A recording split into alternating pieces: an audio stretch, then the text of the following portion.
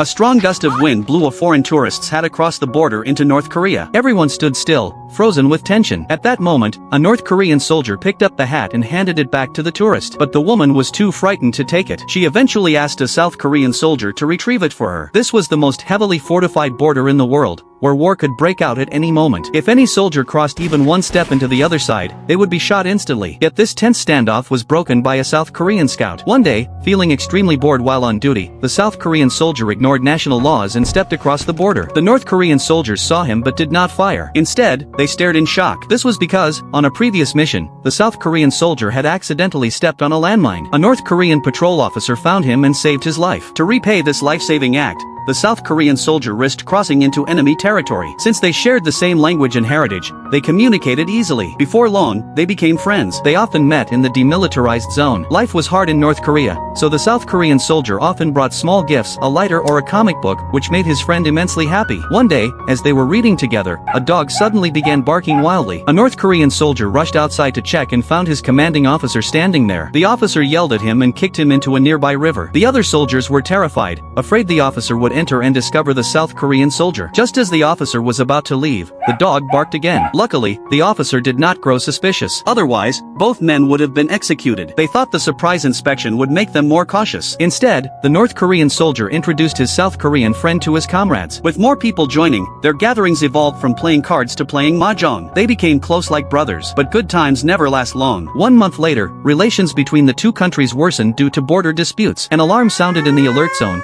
and soldiers on both sides entered highest alert, awaiting orders to open fire. They seemed to understand it was time to say goodbye. On the night of November 1st, the four met one last time for a final game of mahjong, knowing they might never see each other again. The South Korean soldiers felt so at ease, it was almost like being at home. But in the middle of their game, the door suddenly burst open. Everyone looked up in shock. Standing in the doorway was the North Korean soldier's superior officer. Do you think they survived?